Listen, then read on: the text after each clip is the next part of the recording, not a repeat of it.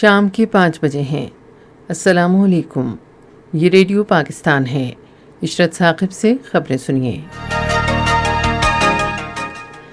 وزیر اعظم نے آج ایک ویڈیو پیغام میں توقع ظاہر کی ہے کہ حکومت موجودہ اقتصادی صورتحال پر قابو پا لے گی۔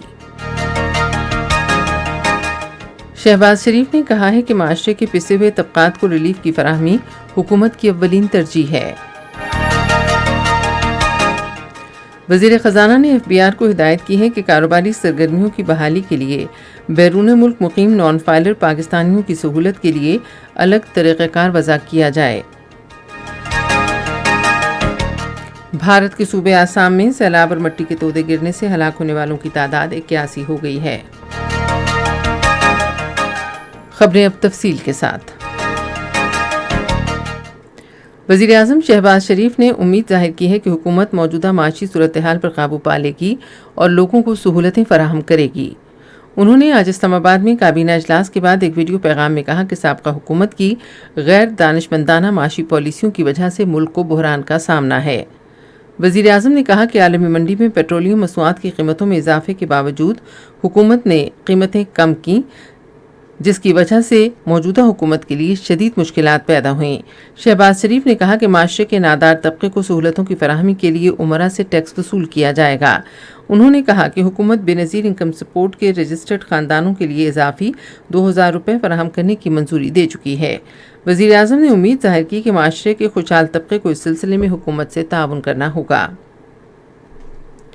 وزیر اعظم شہباز شریف نے کہا ہے کہ معاشرے کے محروم طبقات کو ریلیف کی فراہمی حکومت کی اولین ترجیح ہے۔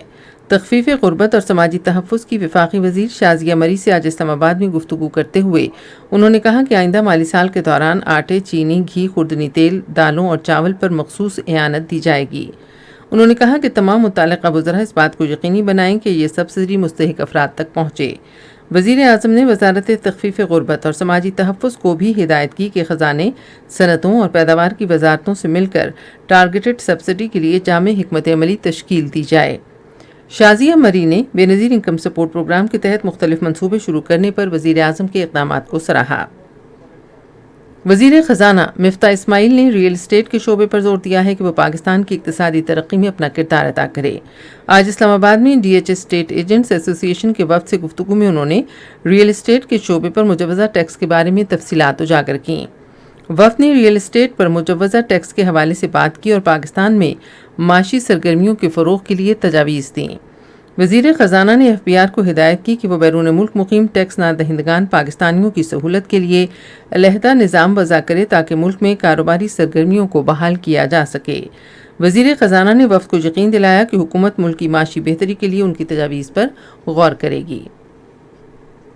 موسمیاتی تبدیلی کی وزیر شہری رحمان نے متعلقہ محکموں کو ہدایت کی ہے کہ وہ مانسون بارشوں کے تباکن اثرات سے نمٹنے کے لیے پیشگی احتیاطی اقدامات کریں اور مربوط حکمت عملی اپنائیں۔ انہوں نے آج مختلف ٹویٹس میں کہا کہ پاکستان میں اگست تک مانسون کی بارشیں ہوں گی اور پنجاب اور سندھ میں معمول سے زیادہ بارشیں متوقع ہیں۔ بھارت اور بنگلہ دیش میں مانسون بارشوں کے آغاز سے پیدا ہونے والی ہنگامی صورتحال کا ذکر کرتے ہوئے وفاقی وزیر نے خبردار کیا کہ کراچی، لاہور، ملتان، پشاور اور اسلام آباد سمیت بڑے شہروں میں سیلاب کا واضح خطرہ ہے۔ انہوں نے کہا کہ دریاؤں اور ندی نالوں میں بھی سیلاب کا خدشہ ہے۔ انہوں نے کہا تمام متعلقہ محکموں کو بروقت احتیاطی تدابیر اختیار کرنے کو کہا گیا ہے۔ انہوں نے کہا کہ موسمیاتی تبدیلی کی وزارت نے بھی گلگت بلتستان اور خیبر پختونخوا میں گلیشیئر سے بننے والی جھیلوں سے پانی کے زیادہ اخراج سے سیلاب کا انتباہ جاری کیا ہے۔ قومی اسمبلی نے آج عمومی اعداد و شمار کی تنظیم نو کے ترمیمی آرڈیننس 2022 میں مزید 120 دن کے لیے توسیع کی قرارداد منظور کی۔ یہ قرارداد وزیر تجارت نوید قمر نے پیش کی۔ الیکشن کمیشن نے PTI ممنوعہ فنڈنگ کیس کا فیصلہ محفوظ کر لیا ہے۔ کیس کی سماعت چیف الیکشن کمشنر سکندر سلطان راجہ کی صدارت میں الیکشن کمیشن کے 3 رکنی بینچ نے کی۔ بھارت کے صوبے آسام میں سیلاب اور مٹی کے تودے گرنے سے ہلاکتوں کی تعداد 81 تک پہنچ گئی ہے۔ آسام کے وزیر اعلیٰ ہیمانتا بسوا شرما نے صحافیوں سے گفتگو میں کہا کہ ریاست میں صورتحال بہت خراب ہے، جبکہ فوجی اور نیم فوجی دستے امدادی کارروائیوں کے لیے طلب کر لیے گئے ہیں۔ خبریں ختم ہوئیں۔ مزید خبروں اور تجزیوں کے لیے ہماری ویب سائٹ ہے radio.gov.pk اور آپ فیس بک کے link radio Pakistan news official پر براہ راست ویڈیو اسٹریمنگ بھی ملاحظہ